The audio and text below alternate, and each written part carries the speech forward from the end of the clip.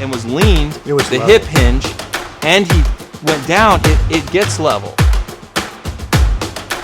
And be in a good position by the time I make contact and drive the ball. I like to think of the swing as a circle, tap, and explode from there. It goes against everything that I was taught and everything I tried to do.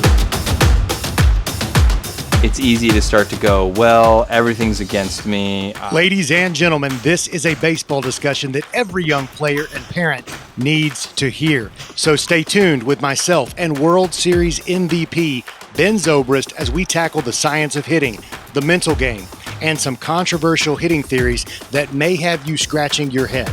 This is an episode that you won't want to miss.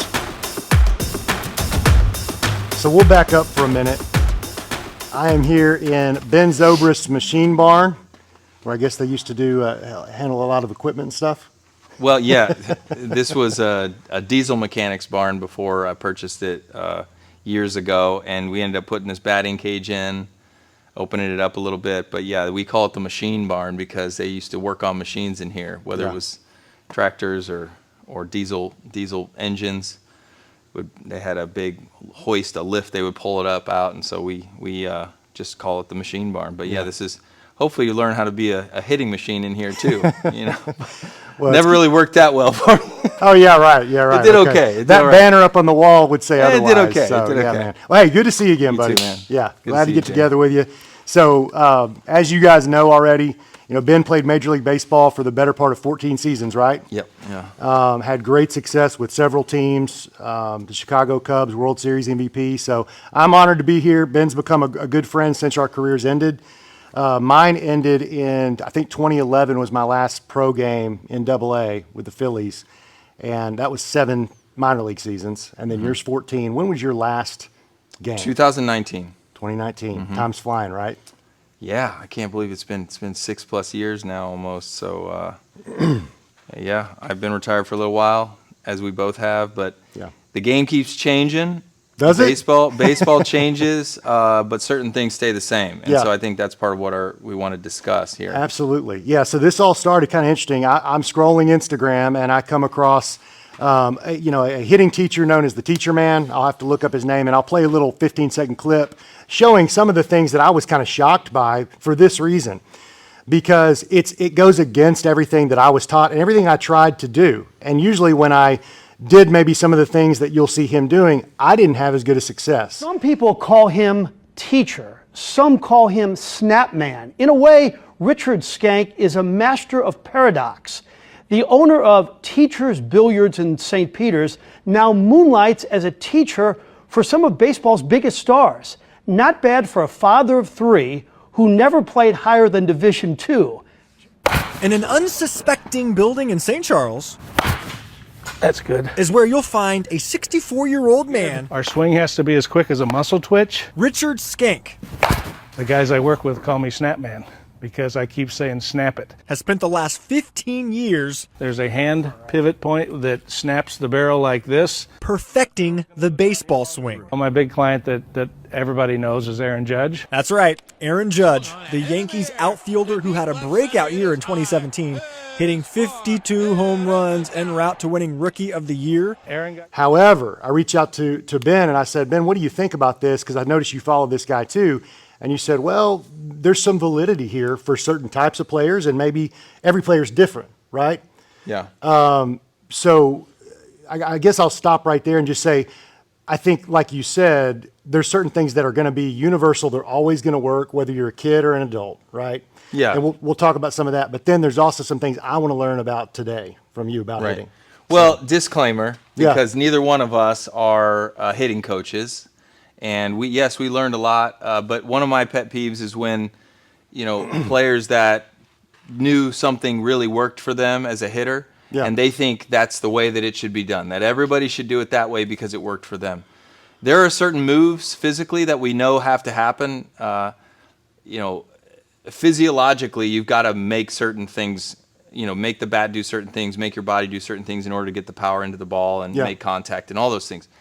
And yet, the way that you think about making those moves is different for a lot of different people. Right. Right. So I think as video has taken off, and people are able to see those moves in slow motion a lot more clearly, there are a lot of different ways to try to achieve those. Yeah. And Teacherman has this move that obviously has gained a lot of notoriety, primarily with Aaron Judge. I Yes. mean, let's be honest, he's the best hitter that we've seen in a long time in the modern game.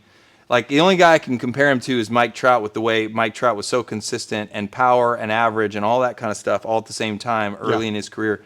And he's still playing, right? He's still a great hitter. He's one of the guys that I admire, the way he's played the game for the entire length of his career. Same thing with Judge. And these guys, though, think about hitting probably dramatically different From each other. Yes. Right. Yeah. And a lot of hitters in the major leagues think about hitting differently. What worked for them, what they grew up with. So we have to start with this premise that, yeah, there are moves that everyone has to learn how to do, but the way that you get to those moves could be dramatically different, and we got to respect the different perspectives that come into play there, right? And so there are a lot of different teachers that have different philosophies, and my pet peeve is seeing a teacher think that everybody should have that philosophy. Right. Oh, this is the fastest way for you to get to this move, because what I have seen is some of the Teacherman moves that are made for certain kids that don't have the strength and don't have the practice with the speed of pitching that they're going to see as they rise up the ranks. Some of those moves actually end up being detrimental for developing their swing. Yes, and there's a difference too, and you'll see this in the comments, whether you're looking at Teacherman or other hitting teachers, they talk about the difference in feel versus real. You've heard that phrase probably? Sure. So it's like, I can tell myself to feel a certain way. It doesn't mean that's what my body's actually doing, but the feeling or the thought of it maybe gets me on plane. Right. One thing for me, as in the minor leagues, I was always taught, and I don't agree with this anymore, but this is where I flipped and learned a new way. I had an open enough mind after some failure. I was always taught, Jeremy, swing down on the ball, Sure. create back, swing down. Sure. Well, the truth is, I kind of had an uppercut. The more I thought go down, my body created this loop that would happen because I was thinking down. Something in my brain knew you can't actually, like, if a ball's coming this way and you're trying to swing down on it, that's not actually going to work very well. You're either going to chop it or pop it straight. It's just the planes aren't very good. And the hitting teacher said, Jeremy, you naturally do have a little bit of a lift in your swing, and that's okay. Why don't you think, he said, do you think Jim Edmonds is a good hitter? He swings almost like straight up. It looks like it, yeah. Right, but he said he's short to the ball. So he's like, why don't you think more about getting on plane with the ball quickly and stop over swinging? So I made an adjustment where I stopped thinking this, and I started thinking, I just want to get my bat on the plane of the baseball, and more like an A-Rod style, like see how long I can keep that bat through the hitting zone. I'll be honest, when I watch Aaron Judge, he gets it on, he's tall, right? So the strike zone's a little different. He gets on plane super fast because this is on plane now. Like, right immediately, away. right away. Then he's out of plane maybe faster than I would like to see. But here he is, 70 home runs. So, Well, if he's in the back of the box and he's in the plane from the back to, and he's powerful and in the entire time in the plane, then it works for him and it gives him the maximal amount of distance from where the pitcher lets go of the ball to meet the ball. Yeah. Whereas if you're swinging in front, if you're trying to swing down on the ball and you don't get to the plane of the ball until you get to the very front of your swing, well, look, if he's on the plane back here, and you're not on the plane till there, and then there's a very short distance that you're actually in the plane of the baseball where you can make contact. Whereas he might have a longer distance and it's further back. So that further back part of the distance of where you're on plane is enabling somebody like that to have more time. If he's able, like, so the videos I'm watching where I say he comes out, when he'll do that and then hit he'll kind of back leg it, I would call it. That's on a fastball that he's connecting with perfectly. As long as he's still got the ability to get a little fooled and use his hands, you understand what I'm saying? Like, for 100%. So let's talk about the idea that, first, I'll give you my history because you gave a little history of how you learned to swing. I grew up in the 90s as a hitter, and the whole idea was swing down on the ball. Everybody talked about swinging down on the ball. All the major league hitters were talking about swinging down on the ball. Yeah. It's the opposite of what you see now, because now it's like get on plane and lift, and fly balls actually produce production. And the idea here is different schools of thought, same goal, but now because we have video, we're trying to shortcut getting to the goal, right? And sometimes there are certain things that can't be shortcut. Right. And I'm going to talk about that because I think getting your hands to the ball enables one principle that really, really matters to factor in here. It's, I got to be able to hit the fastest fastball. I've heard other players, hitting coaches talk about that. If you can hit the fastest fastball with your best swing, then from there you work on the other stuff. It's not work off, just try to get on plane and now I'm crushing off speed pitches, but all the heaters I'm missing underneath. Yep. If you're missing fastballs underneath everything, Yep. even if you're doing the Teacherman move and you're getting in plane back here, Yeah. that's a big problem. Yeah, and that was my big problem. And so for a lot of people that have that problem, it's, well, then the focus isn't drop that. It's get to the front of the zone with your barrel, and the shortest way to get there is to think down. Even though your body might be doing this, see, like I've seen people talk about A-Rod, watching him. Well, his thought was that like that. Almost everybody's thought was like that in the 90s. But by the time he bent and got into his legs and was leaned, It was the level. hip hinge, and he went down, it gets level. And then up. And then up Yeah. at the end, Right. right? And so what he's saying he had to think was creating the same move that somebody like the Teacherman is teaching. Yeah. It's the same move, it's just a different way to get there. Do you feel like the Teacherman might turn off somebody like me because as they're teaching it, I mean, he'll do back leg swings, like this, and he's talking about this thing. Is he sometimes, when I'm teaching a kid, I might over-exaggerate emotion in order to get them to understand what I'm talking about. Yeah. Could that be kind of what he's doing, or does he truly believe in your first move should be like, like this thumb, like lay it back, just boom, like we want to be here. And I'm Oh, thinking no, I truly believe, I've seen enough videos of him. that I truly believe, like, he believes everybody has to make that move. The quicker you make that move, the better hitter you're going to be. It's so opposite. Well, here, let me caveat that, Yeah. because I do think that does make sense if there are certain things that go along with that that I don't think are clarified in some of that drop it really quickly. Right. And I wish he would clarify. And maybe he does, and I just haven't seen those videos yet. So that's a disclaimer here. I Sure. haven't seen them all. I've just seen what I've seen. And one thing I do know is strong guys that already do well with their lower half and their top hand, particularly, if they have a strong top hand and they do well with their lower half moves, it works better for a player like that. Because like me, I'm right-handed, but I'm a left-handed hitter. So I naturally had a weak back top hand. Yep. So doing that for me, I was not good at actually getting that bat with this arm. Yeah. I would tend to do this and foul balls back or high ball to left center field. So in my opinion, part of the reason why it becomes a problem is because if you don't have a strong top hand, you're going to immediately with that move, because you're forcing gravity is pulling it down. If you don't have a strong top hand, it's going to drop below where you think it's dropping. Yeah. So you think you're just going here, but you're actually going here. You're actually, like, if you don't keep real strong top hand, in my opinion, that has to stop. That move has to stop near the top part of the zone, because you haven't read what that pitch is going to do yet. It could be that curveball that bends to the bottom of the zone, but it also could be that rider that stays at the very top, especially with the pitchers nowadays. So if you've got a pitcher that has a lot of rotation and it's got a lot of ride, then if your first move is here and that's your focus, there's a good chance you're going to miss a lot of those fastballs underneath. Yeah. Just because you're forcing the move that way instead of forcing to stay above the ball until the last second. When I think above the ball until the last second, I don't mean like literally above the ball, like with the barrel. I'm not talking about I'm going to be here, then I'm dropping underneath. It's the thought of I'm not going to drop it too much until I really read the pitch, and I know exactly where I think the pitch is going to get to in my space in the zone. Okay, while you're reading that, yes, you're getting into these positions, but while you're reading that, it takes a complicated ideas around lower half. What's your lower half? What's your core and your hip hinge doing? And then what are your upper half and hands doing? What is hip hinge? Because that's a term you said. I hear Teacherman say it. I never was. I don't Okay, even know so what it if is. it's the idea that if I'm standing and facing a pitcher, if I'm straight up and down, you're gonna want bent knees. Some people are standing straight up or whatever, but by the time the pitch is coming, This is like a straight up and down hip hinge. Like I could bend, like I'm not bending my knees, but I can bend my waist. Yeah. That's what I'm calling like a hip hinge, I guess. Okay. So there's an angle there, right? Right. Between my chest and the ground, or straight up and down. So there's 90 degrees I have to work with there.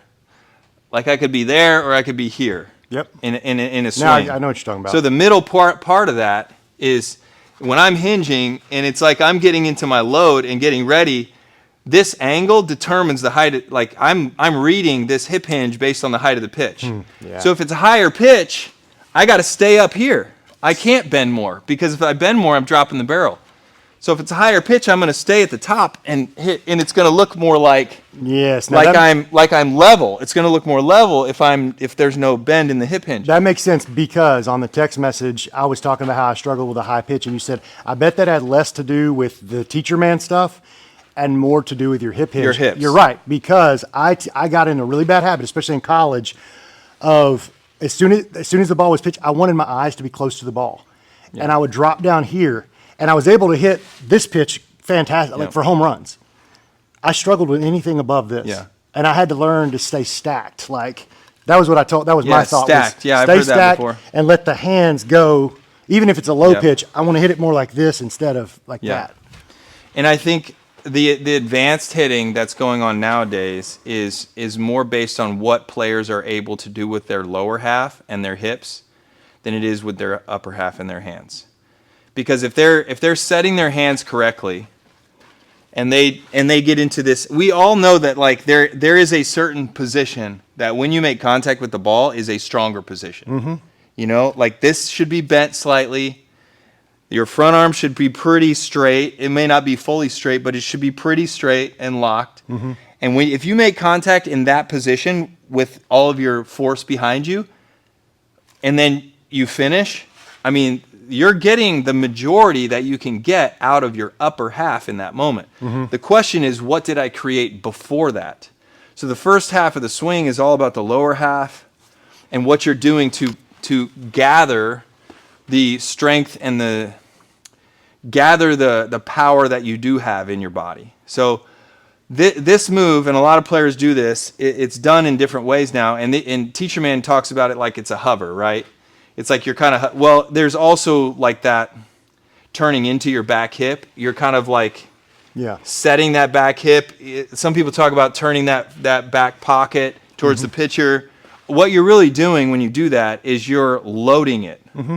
It's your lower half load. It's like a spring, right? You're loading the spring, and then you're going to explode onto the ball, right? So if you do that correctly, there's a correct way to load and gather everything, and then there's when you actually bring it out, that's when you're reading the pitch, right? So he talks about ready on release, and that's a big thing with Teacherman that I do agree with. Which is, what does that mean? Are you loaded and ready by the time he lets go of the ball? Are you ready to, like with your foot up, to start striding towards a pitch or make a decision? Mm-hmm. Okay, so and I feel like that's not a new idea though. I was always taught by the time he's here, you've got to be set ready. and ready. Now he may be teaching to still not ready. Yeah, he would say ready on release, not with set. your foot down. No, not set. He'd have a problem with Shohei Ohtani then, who goes like. But he's not set though, because Shohei is using the toe as a way to control that release. So it's almost as if his foot's in the air. Yes, only his toe is on the ground, so that enables him to control it more. Guys it's up in the air like this, it's hard to control that. That takes a longer time to master the control of the lower half when you're off the ground. Mm-hmm. You know, whereas if you're on the ground but your toe is controlling some of that move, you have a little more control. You may have a little less power when you do that, because obviously you might be able to get more power if you get way up in here. Yeah. But it's really hard to time that. So it's a question of timing. It's a question of how much load can I hold? How long can I hold it? Yeah. Because if he ends up throwing an off-speed pitch and I'm holding it and I think it's fastball, well, I'm going to go a little bit, but I got to be able to hold it enough hold that power enough in the lower half that when I'm ready to release, I'm still in control. I know you said you don't follow everything Teacherman says, and we can even get away from him. What's that style of hitting called? There's a name for it, like a school of thought. Matt Merton followed it. And actually, Merton's swing is a lot. I mean, it was naturally kind of that move. But when I see you do what you're doing in demonstration, even when you're up, which I know that Teacherman would like this, but it looks like you're getting to like a 50-50 balance. Yeah. I don't think that that's what he's teaching. I think he's saying like start this with even before. Well, particularly like, he wants you to work on rotating like with that back leg and everything. It's less about. It looks 80-20 when he does it. Yeah, it looks less about what the front foot is doing. It's more about just rotational. And the answer to that, I would say I agree with that more than I agree with the old Charlie Lau theory of get off your back leg. Yeah. My dad's just turned off this video.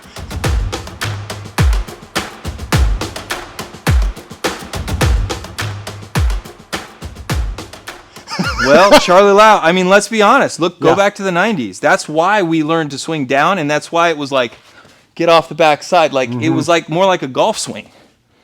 You're going down. There was more, when I watched, George Brett was his number 1 student. And George Brett was the best hitter. I mean, Unbelievable hitter. However, I think a lot of these guys don't do exactly what their teachers are saying. What I mean by this, I just had this talk with my dad about Brett. Yeah. And we watched one of it. He did his thing, and then it was kind of way on over his front foot. Yeah. However, at contact, It was the same. He was like right there at contact, but then he was really good at moving like through the ball. after. But when you see it in fast motion, it's like, well, he just hit off his front foot almost. Yeah. Not at contact. At contact, it was a transitional move about right there. Then he would do that, big thing. All right, so out of respect for George Brett, one of the greats, I wanted to go back and make sure that I was, speaking correctly about what he's doing. So you can see here he loads onto the back leg. He does shift his weight forward, and then right when that foot plants, he stops. The head stays planted. Okay, let's watch in slow motion. So it's back. He does slide forward, but now that the foot has landed, his head really doesn't move forward anymore at all. And you'll notice the weight distribution is 50-50 through contact. Watch this. Stop, turn, then move, then kind of bounces forward. Some swings, it was more of a fluid motion, but it does stop right there. Watch the head. Stops. Forward. Yeah, and part of my, like, they weren't facing some of the speed that the guys nowadays are facing. I wasn't even facing that. So, like, for me to say, oh, the way that we hit is going to work for the guys nowadays, now it has to be a more rotational swing because you have to make decisions shorter and quicker. So obviously you don't have the time to create rotation and length out in the front. There's not time because these guys are throwing 100 miles an hour and then their off speeds are 90. Like, it's a very quick decision. So if they're quicker and your move is quicker and you've got more because you're hitting in a barrel, it's more rotational, right? Yep. You don't, with that speed of the pitch, it's like, okay, what you've lost in your bat speed from more of a shift move, you're gaining based on, as long as you just square it up with a 99 or 100 mile an hour fastball, it's going to go a lot further anyway. It's going to go further. And also the control of the lower half is what enables you to cushion, like as you're turning and then you rotate, you cushion, you're cushioning with your lower half to slow the rotation. You still have used all your power. You're gathering it, and it's just, you're just cushioning this instead of locking it. And that cushion, combined with your ability with your hands to work out front, enables you to stay through an off-speed pitch. Instead of, they used to work through off-speed pitches by, oh, here's the fastball, here's the off-speed. Yep. Off-speed like was just, I'm going to catch it. Yeah, I'm going to catch it out front because I'm a little fool. I like that. I've never heard that term, cushion.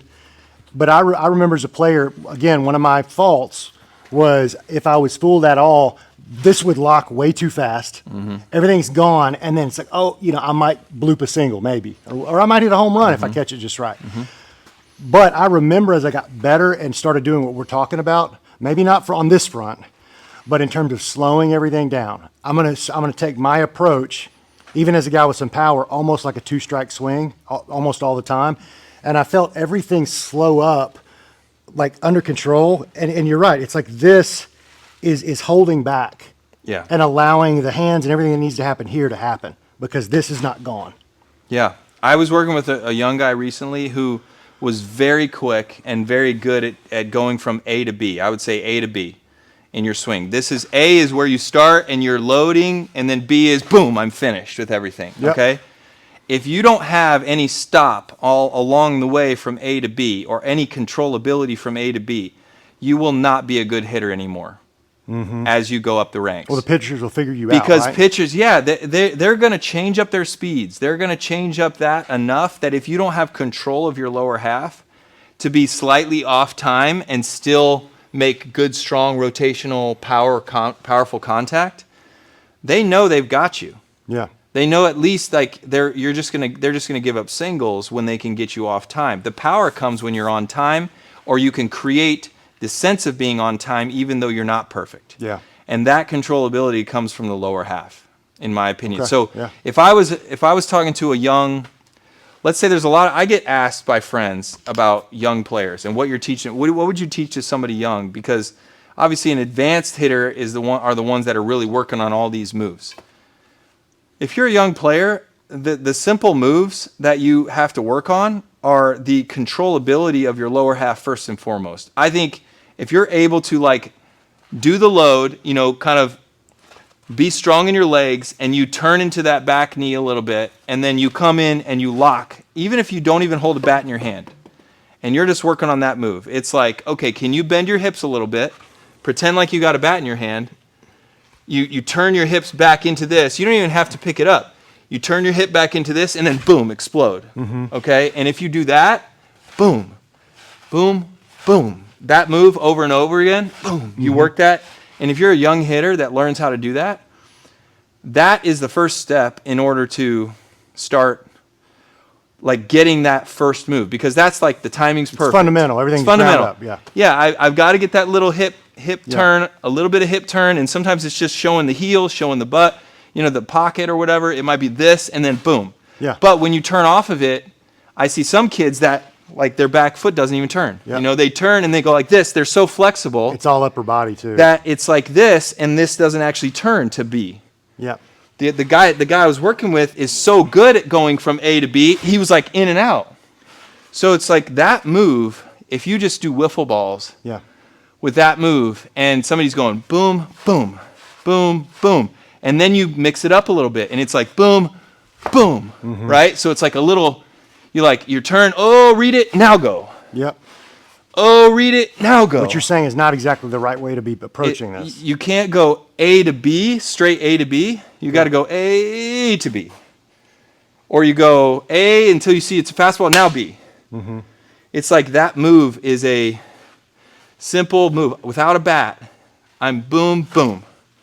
And that move, if you work on that, that's going to give you a lot of controllability to where this stuff, in my opinion, the hip hinge and the upper body stuff, that whole thing is later.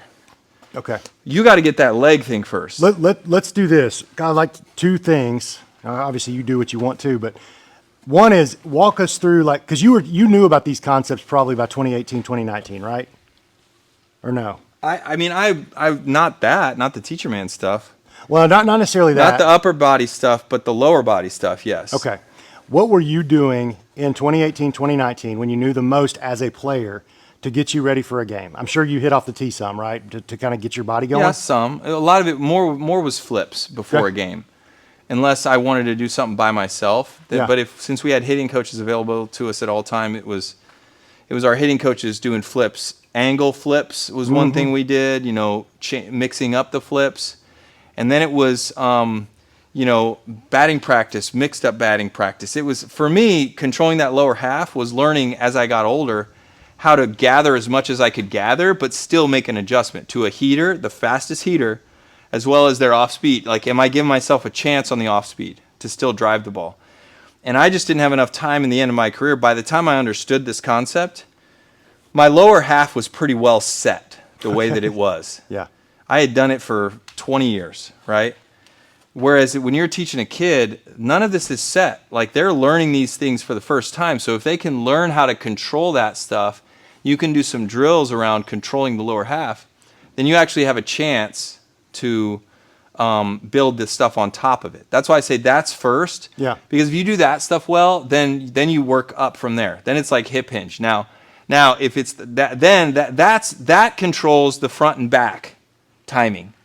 right? Because that's one thing you got to do is control the front and back. And is my timing right? Because that's more important than anything as a hitter.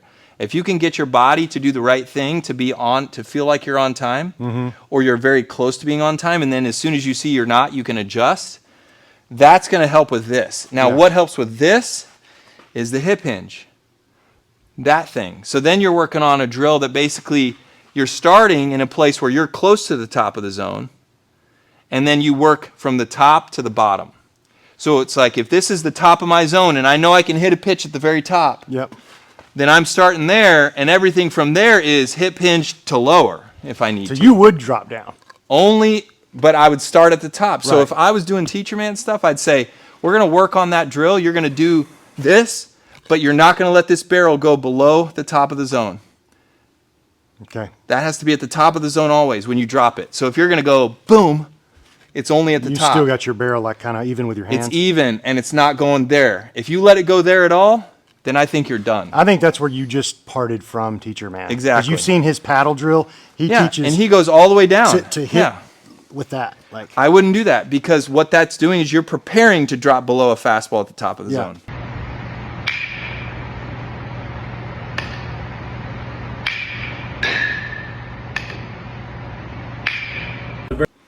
And I would think even if you make if you're this far like this, because he talks about almost being able to see the pitcher under this elbow. Yeah. If you're this far down, even if I make solid contact, I actually don't have a lot of force, even if my legs are in the right place. That's right.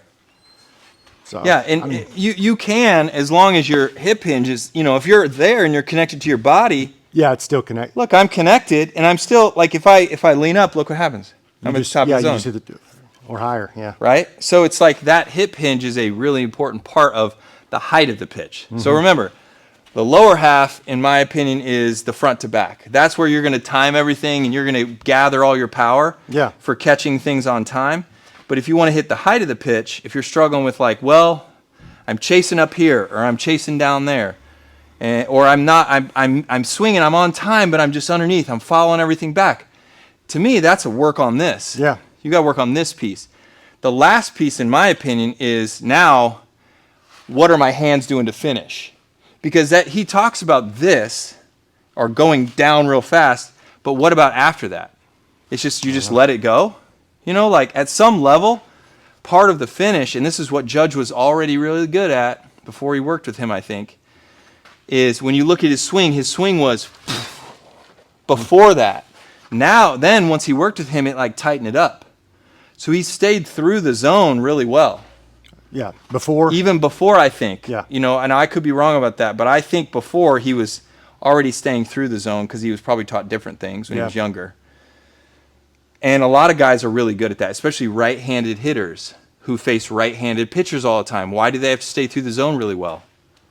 Because they're facing sliders that go away from them. Yeah. So if they are seeing a bunch of righties as a kid, and the pitches are even fastballs are coming across this way to them. Yeah. So it's like, okay, the better thing is to stay through the ball. Well, I was a switch hitter, so I started kind of cutting off. I was like cutting my swing off.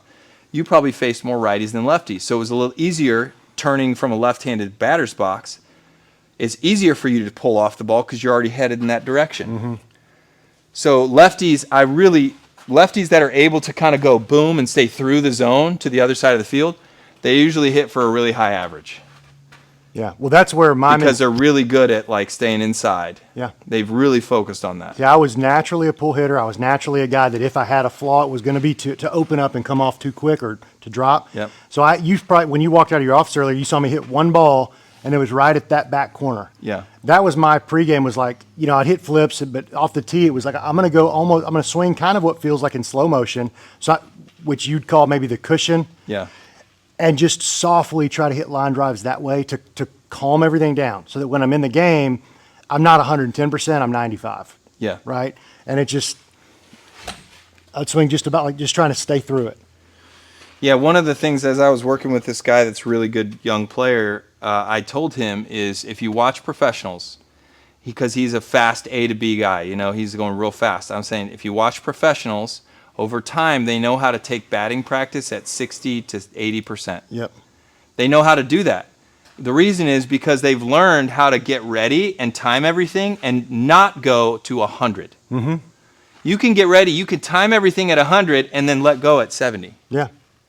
Right? It's like, oh, I'm getting ready, 70, or whatever it is, because you've learned to control the release of everything going from A to B. Yeah. And so, in my opinion, it's these, if you learn how to do flips, like you learn how to time this first. I wouldn't even worry about if they're swinging at pitches over their head or think about the timing more than you're thinking about Okay, that's good the thought. up and the down. Yeah. Work on that. So are they timing everything? So even if they swing at a pitch over their head, but they're like almost Was it hitting here? Yeah, they're almost hitting it because they're timing it right. Yeah. Or, they like golfed one. Well, the reason why they golfed it is because they timed it really well and they were able to. There's certain things about certain people's swings that work easier. Yeah. I learned to hit above the ball because I was a small little kid, never hit for power. So I was like, hit it on the ground. So for me, it was easier to hit high pitches than low pitches hard. Because high pitch is right there and boom, I'm just smacking it back at the pitcher. I was already on the plane. But if you ask me to hit an off-speed pitch solid or you hit a low pitch, low fastball solid, I was chopping at it. Mm-hmm. Because I didn't learn the hip hinge. Nobody taught me how to, yes, you can swing down, but can you swing down from here? If you have that thought of swinging down like in the 90s. It gets odd if you're down here. That's why a guy like George Brett could, or I don't know if he was thinking about that, but that's why some hitters in the 90s could swing down and they were like driving a pitch on the bottom of the zone with that mindset, because by the time they actually made contact, they were coming up through the ball and, they had that hip hinge that gave that power into that part of the ball. Yeah. And a low pitch, you've got more time to get everything about the way I shouldn't say that. It takes longer to do that move than what we're talking about, swinging in the barrel. Right, right. So I can see why it's changed a little bit. So you want to hit some? Sure. You're working off the tee and you're working on, obviously timing and height. Okay, that's like an ideal pitch to hit because it's about at my waist. It's about at my belt by the time I bend my knees, right? And like I can hinge and be in a good position by the time I make contact and drive the ball to the central part of the field. And just so I'm clear, Right. when you say I can hinge, you're talking about that little bend at the waist. Yes. Not overdoing it, but Right. So I'm bent a little bit right now, but I might start here. Like a lot of people, it's like I want to start stacked and comfortable. By the time he gets ready, I do that. Yeah. You'll see a lot of hitters that are starting way up here, and then by the time they start their load, they bend into that hinge. Yeah. Right. So you'll see their butt kind of kick out. They get into that more of that position. So if I was working on lower half and not worried about this, bottom line is, where do I want to start that hinge?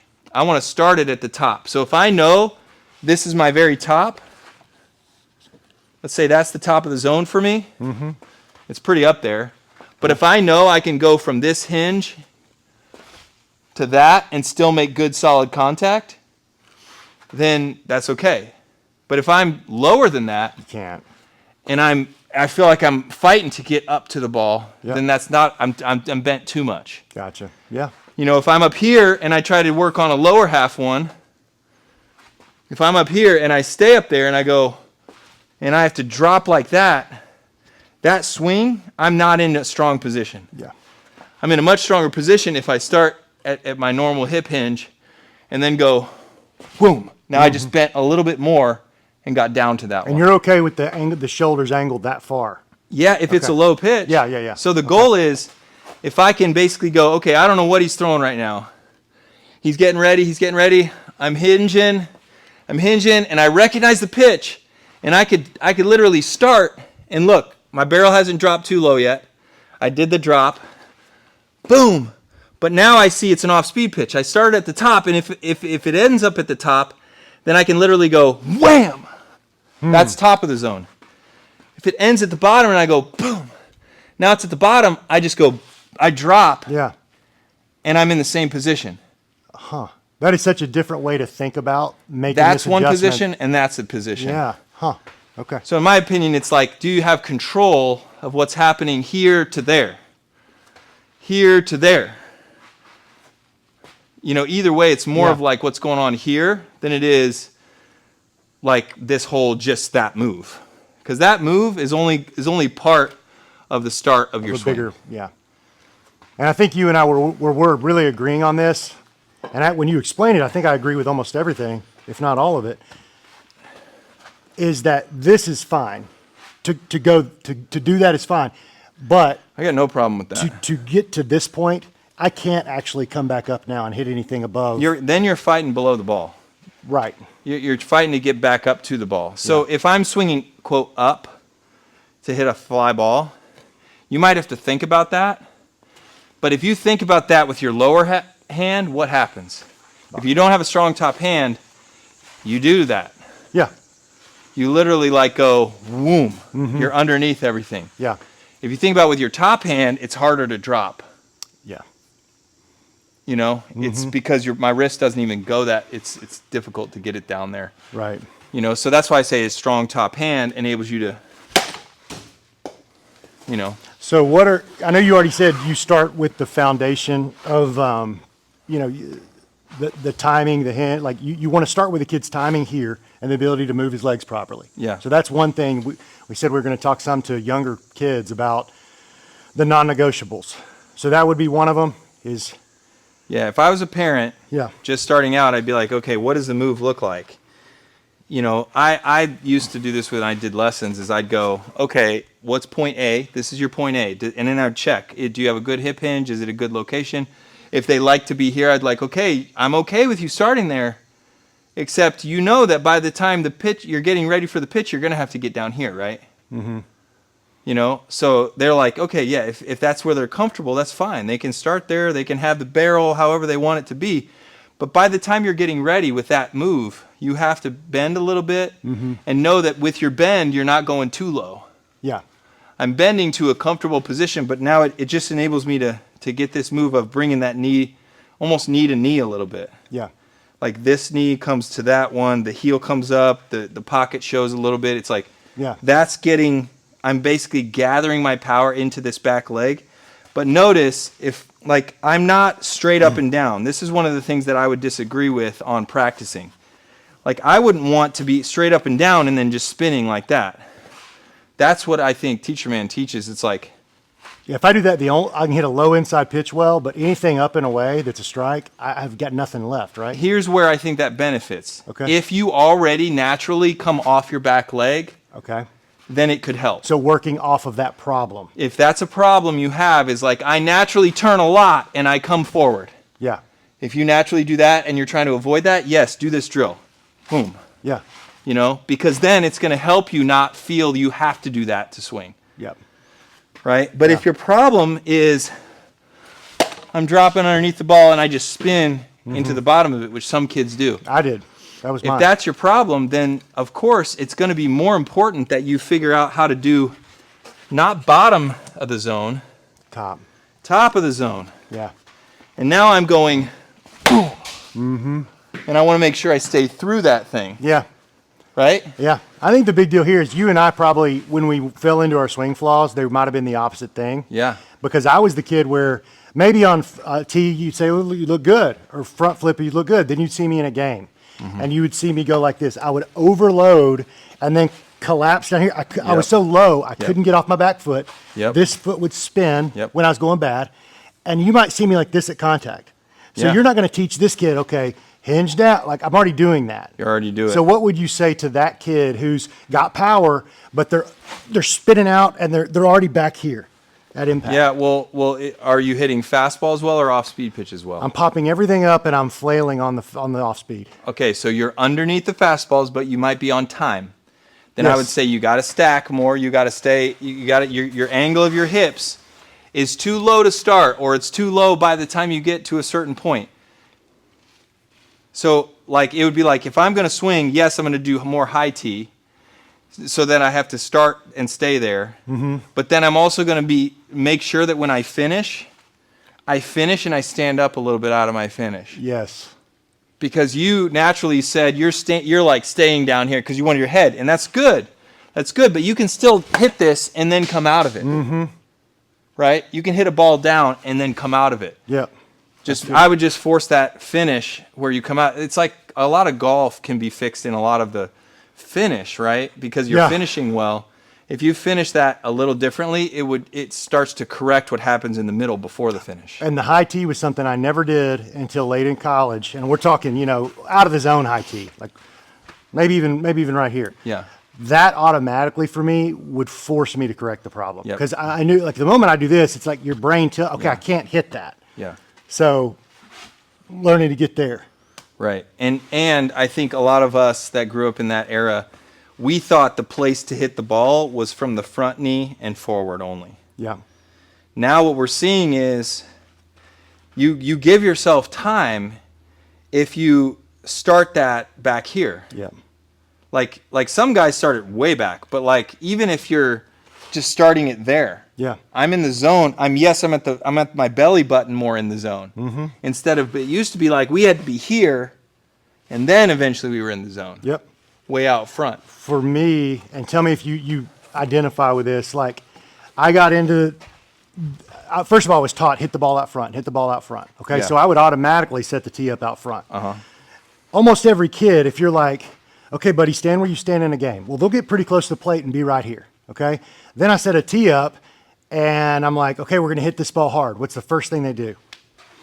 They want to give themselves all this room and get it way out there, and I realized, I was so greedy as a player wanting to hit the long ball and wanting to hit it harder. Yeah. I would work off the tee in high school, not knowing any better, thinking, well, I actually hit the ball further off the tee when I'm fully, like right here. And sure, you will. Yeah. So for me, the challenge with my son and with the Little League players is I want them working on the balls pretty close to them, almost off their belly button, like we're talking about. Yeah. The mental challenge for them is they're like, well, I can't hit it hard right there. Mm-hmm. Well, They're not it's getting not a extension. 99 mile an hour fastball either yet. Yeah. So, just doing this, I'm going to hit came around it a little bit, but just being smooth through the ball that close. In a game, doing that same thing on that pitch, if it's 95, it's going to go a long way. Yeah. I think this brings up one of the things, when you talk about the ball close to you versus away from you, we're all more comfortable by being back away from the ball, and then we decide how close we want to be to the ball by the time we hit it. It's a softball swing, though. Yeah, but that's a softball. It's like, okay, I'm waiting, and now I'm going to jump forward and hit it when I want to. Yeah. And it's just, that's not how baseball works a lot of times. You don't have the time to decide exactly where you're at.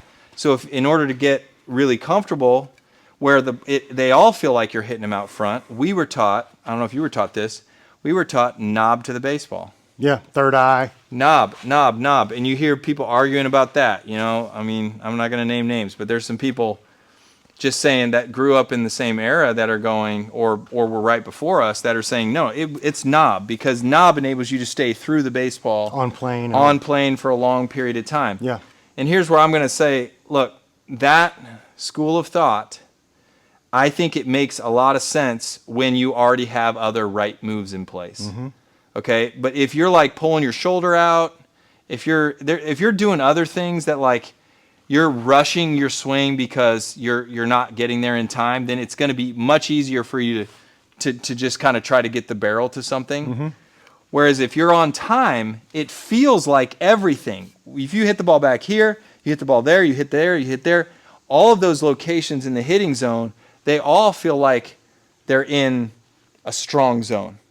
And the reason why people talk about that is because you can get that feel a lot easier if you're thinking this way as opposed to thinking that way. Mm-hmm. Because if I think about getting the barrel there, well, now, like, is that a strong position? Not at all, yeah. Boom. It doesn't feel, but now, can I hit it? Yeah, I can hit it, but am I going to hit it with any, I don't know. Am I going to hit it for any power? But if I feel like, can you grab a ball and throw it on there? Yeah.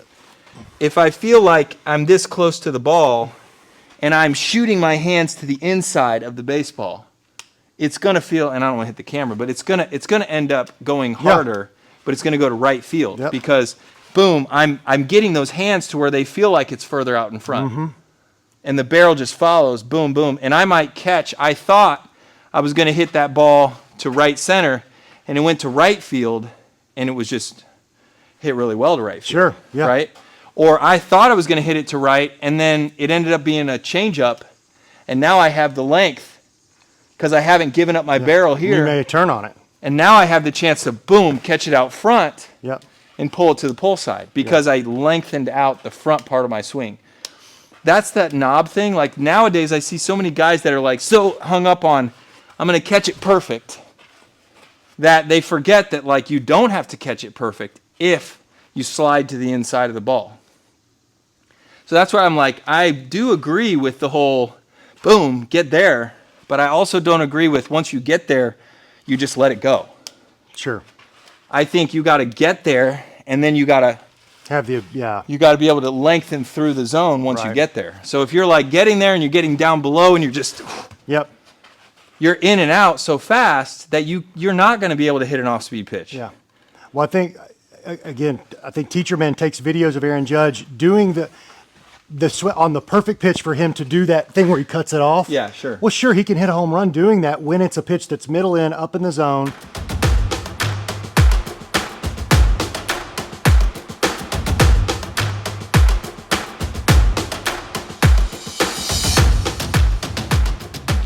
So go to this ball right here. Right, now you don't have to extend anymore after that. You I can hit it and boom. And it looks awesome, right? Yeah. So you take that one video and you say, this is how it's done. This is how, no, it's Aaron Judge. He hit 70 home runs. You can't argue with it because that is. You can't argue with it it's hard for a kid to argue with it at all. But if you put a ball here, you can't exactly make that same. Or if it's a changeup, show the changeup that he was looking. See, that's the thing. We don't get a window into what the player was thinking about. Mm-hmm. Line drive, base hit, right center field. It's going to split the outfielders and go to the ivy. Judge goes to second with a double. They used to say about Lou Gehrig, they hit line drives by outfielders like most players hit them by infielders. And this is one of those line drives. Watch the center fielder, John Jay, immediately he is chasing this one down. If you were thinking, okay, I'm sitting fastball, but I got to be ready because there's 2 strikes and a man on second base or a man at third with less than 2 outs and I got to make contact. Yeah. You don't get that information before the swing. All you get is the swing. But if that guy is looking for a heater, middle in, early in that count that he's going to swing through, well, sure, it's okay then for him to, boom, just rotate and swing and miss. Because there's nothing hurt by swinging and missing. It's less than 2 strikes. He doesn't have to get that man in from third base yet. But now, if I got 2 strikes and I got to make sure I make contact, and that pitcher's got 98 up and in, and then he's also got a changeup at 87. Yep. Well, then now I got to have a different approach because I got to be able to hit fastball up and in and a changeup down and away, just to make contact to get that run in from third base. Not easy. So what you have now is you have all these kids that are trying to hit like power hitters that are not power hitters. And then you're not getting the run in from third base with less than 2 outs. Yeah. Because you don't have an approach and a swing that allows you to make an adjustment on a fastball up and in as well as an off-speed down and away. Yeah. That's the difficult time we have now with hitting and teaching hitting because everybody's learning how to hit for power. Yeah. But you might not even be strong enough to hit for power. Yeah. So are you learning how to stay inside a ball, through a ball? Mm-hmm. Are you learning how to actually like have a quality at bat when your team really needs it? Mm-hmm. Versus just, oh yeah, he gave me the pitch I was looking for and I hit a bomb. Well, it was a solo shot and you lost 5-1. Yeah. Yeah. You know, like that. I think that's what I'm seeing is as a hitter. If I was training a young hitter, I'd be like, look, before we know how big you are and what you're capable of, you learn how to be a good hitter first. Yeah. Learn how to be. Yes, you can learn how to drive the ball, but when do you learn how to just take a good quality swing that enables you to hit a fastball, time things? Yeah. Where I'm hitting that fastball at the top, and I can also hit the off speed at the bottom. Yeah. Yeah. And if you learn to do both of those, fastball at the top, off speed at the bottom, with those 2 first parts of the lower half, controlling that timing, and then controlling the hinge, boom, to there. If you learn to do that, you're going to be real good by the time you start facing guys that are, going and as your power develops, if you do turn out to be a big-time power hitter, you can adjust and make changes to your game as needed, right? I mean, absolutely. I mean, that's the thing is, as you get older, these guys get into pro ball. Even pro ball players, they get to the major league level, and they got to figure out what kind of hitter am I at this level. Mm-hmm. Every time you move up a level, it may be different. It might be different because you don't know what you're about to face, and you might have been able to like crush it against those guys that were thrown at that length, And that's this speed, but now you got guys that are like, okay, you can hit a 90 mile an hour cutter, but can you hit a 96 mile an hour four seam that's riding? Because if you go to the SEC, if you're a high school kid and you think you want to play SEC, you better be able to hit that rider. They're gonna come at you with speed. You're gonna face a lot of that. Yeah. You get to the big leagues, it's not like the best. It's not the. I used to say this: the best pitchers I faced in the minor leagues are like 3, 4, 5 starters in the big leagues, and you're barely ever seeing the relievers that you see in the big leagues in the minor leagues, because those guys, they have their stuff dialed in. They're nasty. There's a reason why they have those 2 pitches that they can get you out with, or they spot up. They're really good. Yeah. And so you're only facing starters a couple times a game maybe, and then you get into a bullpen where you're seeing guys you just don't normally see. So you got to like really think strategically about what am I capable of against this particular guy on the mound. There were plenty of times where I had to give up and say, I'm not giving up my at bat, I'm giving up power. I'm saying, okay, against this guy, there's no reason for me to be trying to swing hard. Like I need to stay on his fastball, but think I'm going to get above it and hit a line drive the other direction because he's got that other wrinkle in his other pitch that's going to throw me off if I don't stay down and above the ball. He'll get me with that. So I've got to be able to hit what he throws. I have to have this kind of approach where I'm not going to try to get under the ball. I'm not going to try to pull the ball in the air because everybody that does that misses the ball. And then they swing at his off-speed pitches, right? So, like, if you're paying attention to what other guys do against him, you can make an educated guess on the approach that you take into that particular pitcher. Yeah. Well, I did, I saw Schwarber do, we were talking about a guy like Judge who's going to give up the versatility to keep the power. Yeah. But they still will. I mean, I saw Schwarber the other day, 2 strikes, inside, belt-high pitch. I could tell he was kind of thinking more up the middle. He got jammed, which was good because it showed he was thinking right, and hit a soft line drive for a hit. And then he got fooled on a changeup but stayed through it and hit it the other way. So it's very few guys, unless their teams told them to or they're Aaron Judge, are absolutely giving up the actual good baseball approach just for power. Yeah. Right? Yeah, I mean, and Schwarb, I played with him. He's a very smart hitter. He's a lot smarter than you would probably guess based on the amount of home runs. Because a lot of home runs hitter, it looks like, they're swinging and missing a lot, right? Or they're obviously this year he's done better than he has in past years, but he's locked in. All right, so I had to play this because it just so happened that the day that Ben and I recorded this hitting discussion, Kyle Schwarber happened to break like an 0 for 15 slump with a 4 home run night. So Ben's obviously right. Guy's a smart hitter. Look how flat through the zone. You can go back and rewind and watch these again. Almost all of these, except for maybe the last one on a low pitch, his swing is extremely flat through the hitting zone, the whole short to it, long through it, even that one. Let the ball travel a little bit, maybe got a little bit fooled out front, but kept that plane through the hitting zone for a long time. Last one low and in, drop down. Nice hip hinge, as Ben Zobrist would call it. But great night for Kyle Schwarber, and also a testament to how quickly things can change in baseball. You got to stay positive and stick with what works for you.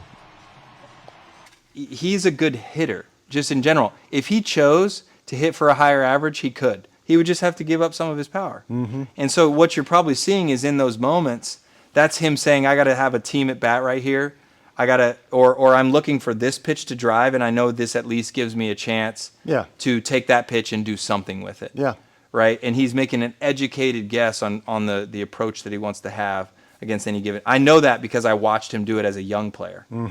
And so he's a very smart player and guesses correct a lot, which obviously he's hitting a lot of home runs.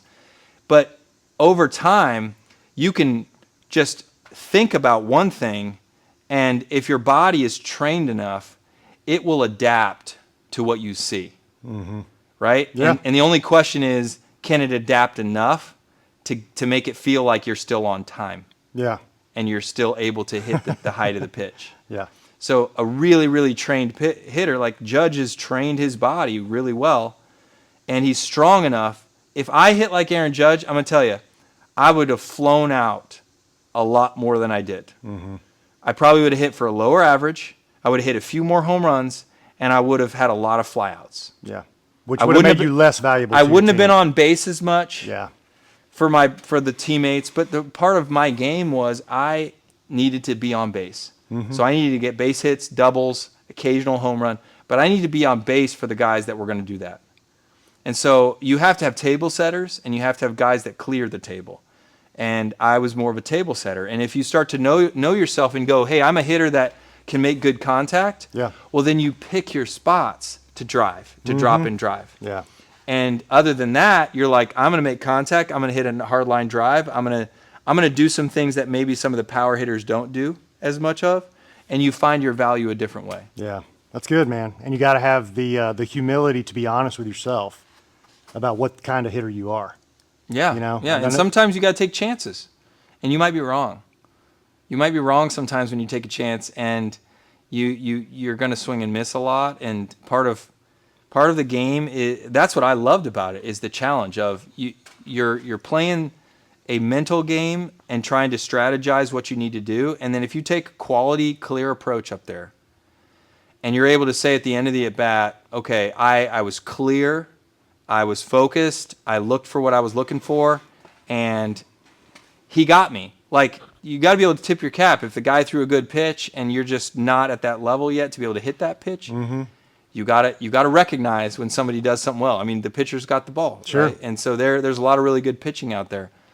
So at the same time, if you can get better, it's working on the control of how well you can adjust to various things. So sometimes it's like, oh, okay, I've never trained that particular pitch.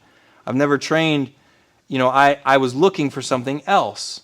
And if you're looking for something else and they just fool you, that's where you got to say, hey, my approach or my plan was not didn't match up with what he was trying to do. Yeah.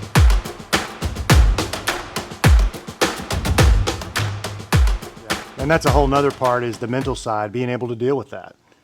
Oh yeah, when you walk away, there's a whole host of other things we can talk about. And maybe we should for a second, because I think there's a lot of parents and coaches, and I'm wearing some Champion Forward gear, but part of what we try to do is help people deal with the mental and emotional skills that are needed to deal with failure. Not just success, but also failure. And that's one of the toughest things about hitting. Let me ask you this. How do you feel like you did dealing with failure while you played? And do you feel like there was something you did well or something that you didn't do well with that? Well, I think people that are really passionate about the game and they want to be great at it, they might have a tougher time dealing with failure because they take it really hard. And for me, I cared so much. I mean, as a Christian, I would say I put it above God for a long time in my life, and I wouldn't have admitted that out loud, but the truth is that's just what it was. And when it becomes that important, every strikeout feels like I'm a failure at my life, So it took me until I was actually pretty decent when I played out for the love of the game as a kid, middle school, high school, decent at managing emotions. Yeah. Once there was money on the line, scholarships on the line, I want to make it to the big leagues and I think I'm good enough. Then it became, I took the failures far too hard, and I made it too big of a deal when I had success, instead of that even keel that you see longtime big leaguers have, where they can enjoy it, they can enjoy their successes, but it's all like it's under control within reason. So pro ball, I had to learn to scale back not only my swing and wanting this huge, and I had to forget about home runs and just think about, I want to make solid contact and let the hits fall where they may. Yeah. And then really more of a relaxed approach to the game. I talked about earlier, I said, I tried to almost take my because my problem was geeking up too much. I had to almost tell myself first pitch of the game, I may take one, or I'm gonna almost pretend 2 strikes and try to hit it back off the pitcher's forehead, which was foreign to me in college because I wanted to hit it 450 feet, right? But once I learned to play that game more with a soft approach, my emotions calmed down, and I became a much better player. So I don't know if that totally answered your question. Yeah, it did. I think, it sounds like when things ratcheted up, it was harder for you to control what was going on inside. Yes. So as the lights got brighter, the situations got bigger, there was money on the line, there was more things on the line, it felt weightier to you. Did you feel like there was anything that you did that really helped, or were you like, do you look at it as like, man, I wish I Yeah. would have done something There was a different? huge turning point for me that I had to remind myself of a lot. It was my draft year at Georgia Tech. I was at the height of just being a mental head case.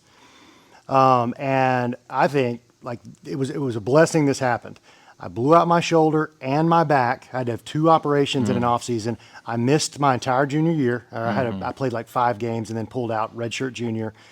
And I was in so much pain for 8 months. I thought it's over.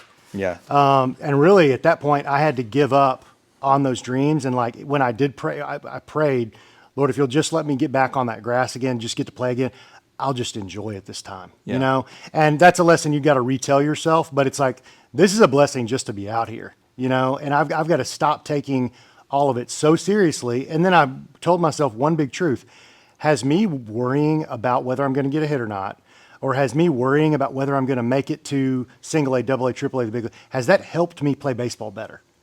No, Yeah. because it's something I can't control out Yeah. there. So I had to just get very realistic about like, this is one part of my life.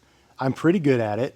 And I just need to enjoy it. I work hard, but I just need to enjoy it because, it could all be gone tomorrow. Right. And it does go away quickly. Like nobody plays forever. Yeah, it's over now. Yeah. And I think finding that silver lining when things are not going well, you can't see it I think a lot of young people, particularly that get injured or something doesn't go right according to plan, it's easy to start to go, well, everything's against me. Yep. This doesn't feel right. This isn't good for me. It all feels like something negative. But the reframe is you actually have to learn certain things during those periods of time for you to grow as a ball player. Mm-hmm. Like when you get back on the field, you appreciate it more. Yep. You learn to value certain things about your career or what you've been able to accomplish. Yeah. You also pay attention to your body in ways that you've been injured before, so Yeah. you can protect yourself, right? Instead of just going hog wild with everything, and you just learn how to manage what's going on and pay more attention to what's right. going on, Yeah. right? And so I always try to help people reframe and say, hey, this is an opportunity. Just like stepping on the field is an opportunity. Just like when you hit a home run is an opportunity. Just like when you strike out with the game on the line is an opportunity. These are all opportunities. We think of them as good and bad. I think they're neutral. And the reason why I say they're neutral is they are all opportunities to grow in the way that ultimately you need to grow. Because ultimately, what you do on a field is not going to be what you want your identity to be. Because it will be over at some point. Yeah. So what you do on the field or what you don't do on the field can't be what determines whether or not you feel like you're growing. We're all going to have enough problems and challenges and suffering that we will feel like we're not growing if that's what it's based off. We have to know that it's based off something we can control, which is not the reaction that we might be having normally, but the response. How do we respond in a healthy way to these failures or the success, right? Because both of them present different challenges to us. And I know, like, one of my biggest challenges of my entire career was not just when I failed, but it was when I succeeded, when I went to the World Series and got World Series MVP with the Cubs and all that kind of stuff. It was crazy learning how to deal with everything that was coming at me after that.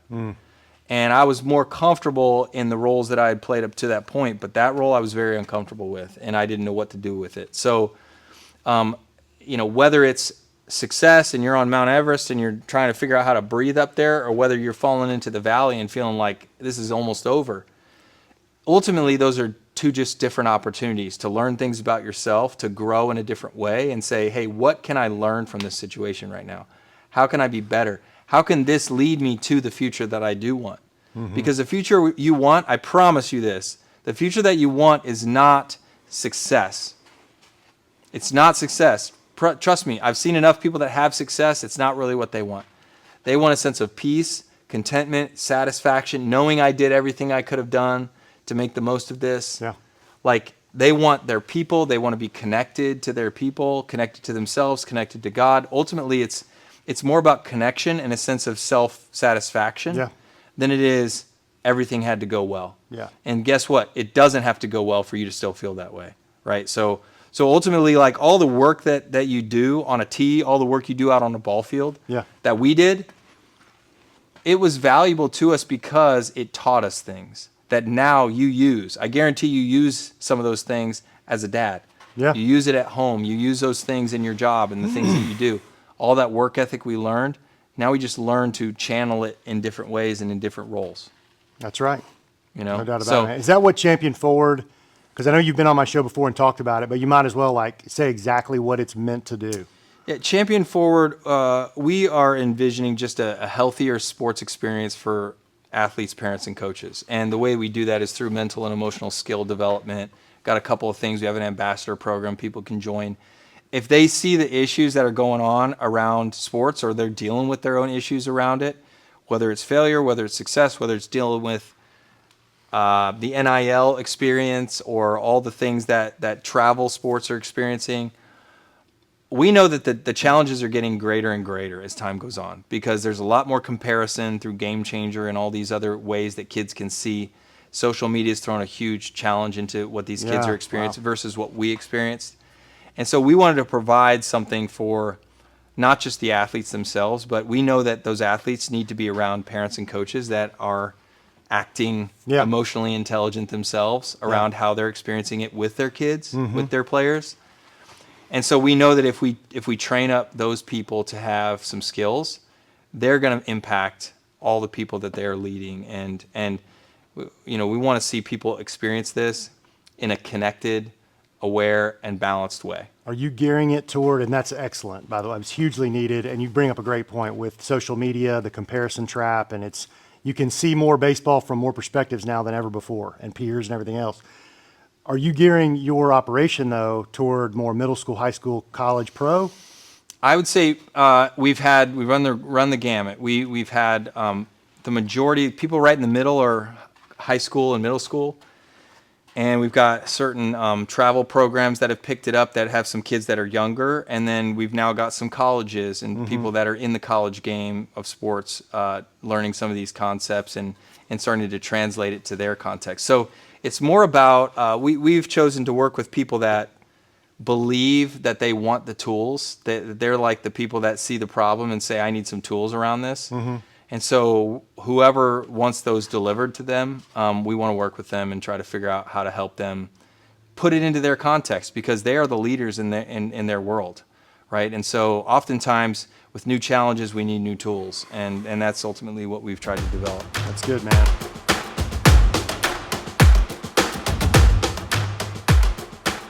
Give me some advice. You know, my one son is 8, the other is 6. Yeah. Especially my 8-year-old because he's a little older. And he's got skills. You know, he's being asked to play travel ball all the time. Right now, we're just doing the rec leagues, and I'm coaching. You know, most of the time I'll coach him, but I'm taking off this and letting him hear another voice. But he's good. He could go play travel ball, you know, this next spring and be fine. I just get this sense like that I mean, there was burnout when I was growing up, right? Sure. And I just had this thought in my head that a lot of the kids that are doing this, playing as many games as possible at a year, they may be the best kids in the state at 12 years old. But I just got this sneaking suspicion that the kids that are also in the background, maybe not doing all that, but they're learning the fundamentals. They've got somebody like you or me, like working with them, and they're still playing ball, just not as much. Yeah. There might be a later peak for them in terms of their growth, development, excitement for the game. Yeah. Those are my thoughts. What do you think about that kid from age 8 to 12 who they got a choice to make? Do I stay with rec ball? Do I go all in on travel? I think it depends on the kid. But I think more often than not, the parents and the coaches need to pull back. Because when kids have a lot of passion for something like that, they're going to overdo it. It's just like candy. Don't we all love candy? But like if we just gorge ourselves with everything that we want in that moment, we're going to overdo it. And that's how children are, even with good things, with something that like an activity that they love to do. And they're going to overdo it. They don't know how to protect themselves from that. So it's up to the parents in the room to put the boundaries around how much they're going to let the kids play. But I think particularly if you're a parent that sees that your kid doesn't want to do it and you're the one driving like the passion, or trying to help them connect, like, hey, did you know that you got to practice a lot to like be really good at this? And they're like, no, I didn't really, I don't want to practice. I just want to play a game. You got to pull back. You got to say, no, we're not letting you unless you show a real desire to do this. If you're the one pushing it, don't push it anymore. Yeah. In my opinion, it's let them decide that it's something they really want. So the engine and the fuel needs to come from them. Yep. The car and the wheels and the taking care of the maintenance of the shell of everything, you're the one deciding where What's healthy. where does this thing get steered. Yeah. But they have to be the fuel and the engine. That's good. If they're not, then you're ending up doing that. Yeah. It's gonna burn out because they're not the like they ultimately have to be the driver at some point. That's good. Great analogy. I would say too, like if the kid is already bringing the fuel, I loved your thought there of the parents steering the ship, they're the engine, they're the body, all that stuff to gear it where it needs to be. They don't need to also try to be the fuel. Because if you've got the kid already wants it, and all of a sudden dad and mom really want it too, and maybe his church wants it for him, and maybe their school wants it, all of a sudden that's how it got out of whack for me. Was I felt I wanted it enough. I would have worked hard, but everybody else wanted it for me too. And pretty soon I let the weight, make it far too important where I couldn't handle failure. You know what I'm saying? Oh yeah, yeah. And I think we realize that kids really care what their parents think. And so if you're showing that you want them to do something, the likelihood is that they are going to say yes beyond what they're really comfortable with. Yeah. So if you know that, you have to keep checking in and saying, hey, you ready to be done with this? You want to try something new? Because let me tell you something that's really valuable that people don't see. They oftentimes say, okay, well, this is your sport. Okay, well, this is your sport. You're going to focus on this and you're going to keep doing it all the way through high school, and let's see if you can eventually get a scholarship.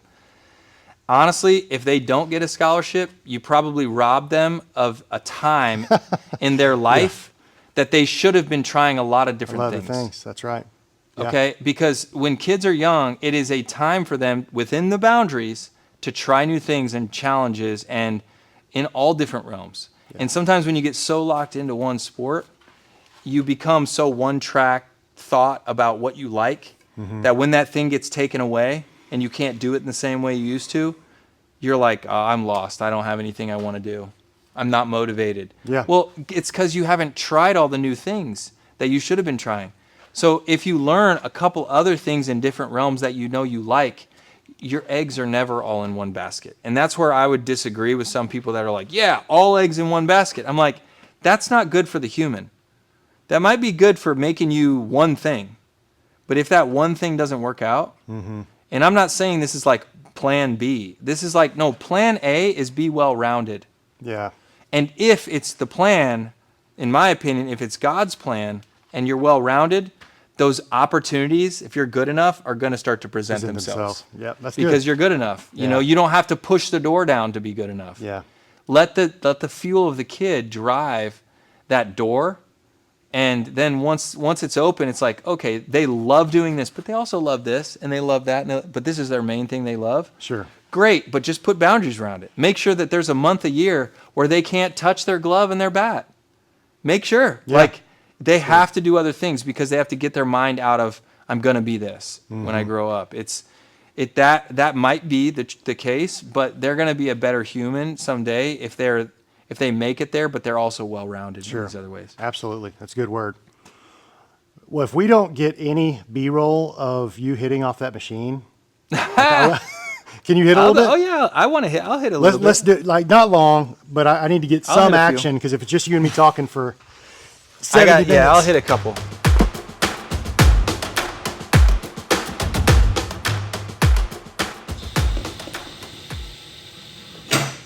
Oh my. Look at you coming around the ball. That's that Teacherman. There you go. Really good.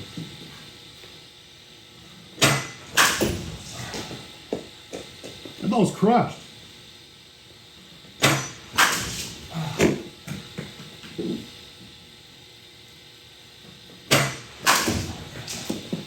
So you do have a nice top hand. I know some of those are a little up. And you're able to like almost swat that thing for a line drive. Yeah, well, you know what's funny right now is I'm trying to swing up. Because of this home run derby thing, I'm like, if I was swinging for a game, it'd be different. Like, let me give you, here's a couple of game prep swings. Okay. See the difference? Yeah, I like that one better, actually. It's like, it's a little more level. Yeah. And then in the game, I would sit back. During BP, I'd go like this. See, during BP, I'd do like, Yep. come forward a little Trying to more. And stay. then in the game, I'd sit in that back leg. Go ahead. So it's still like I'm getting the feel during BP of staying down through it. Yeah. And then in the game, it changes, right? I know. Yep.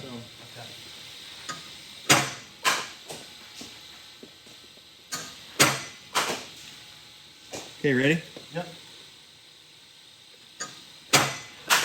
Oh, yeah. Oh. It's like riding a bike, baby. Dude, that feels so good. So good. So good. Just watching you make that move, man. I'm dialed in. You're dialed.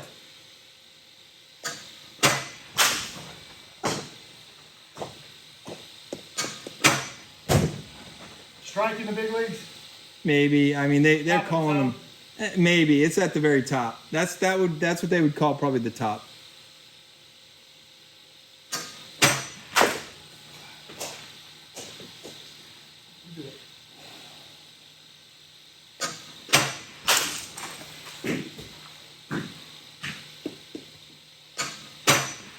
Oh yeah. We got another spot in that derby coming up? Yeah. You're ready. Let me do some away pitch. You look close enough like me. I'll probably just take the jersey off and be like, go ahead. I'm tired. I think they'd see the height difference. Do you want me to go a little lower? I can lower it. Yeah, just. It's lowered a tad now. All right.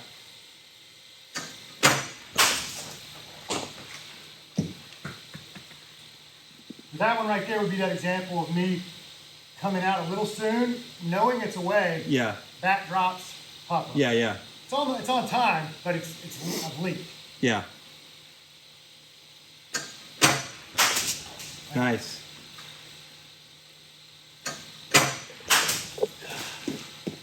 All right, one more.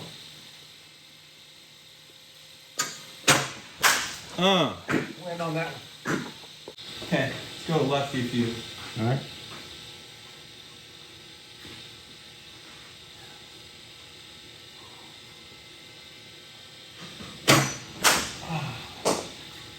Be a little more easy on these to start.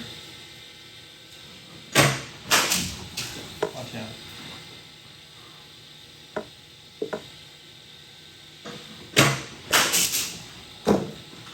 What feels more natural, right or left?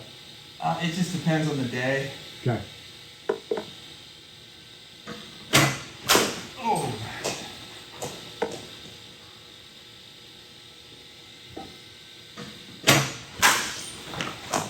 See, with this home run derby, it's going to be a timing thing. It's going to be like, whoever, I don't know if it's a lefty or a righty BP thrower. Yeah. And I know this, I'm working with Arietta, and I think her name's Erica Piancastelli, Okay. softball player, and they had a lefty. Arietta loves the lefty guy. And he's done this twice already. I've never done it. Okay. So he might be like making the request, I want you again. Okay. And then I'm stuck, I'm like, I don't do lefty BP. I guess I'll hit righty with you guys. Yeah. But if I get a righty BP thrower, I can usually hit more homers lefty. Gotcha. Like that. That looked good.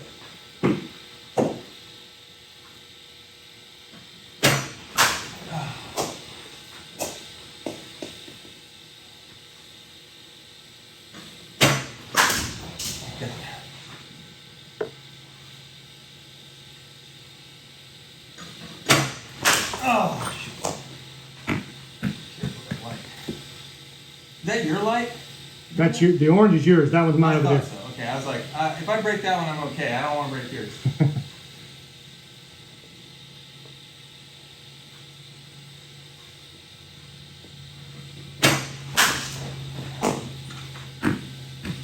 One more.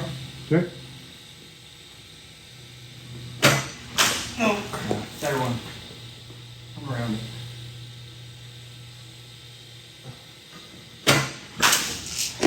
Look good.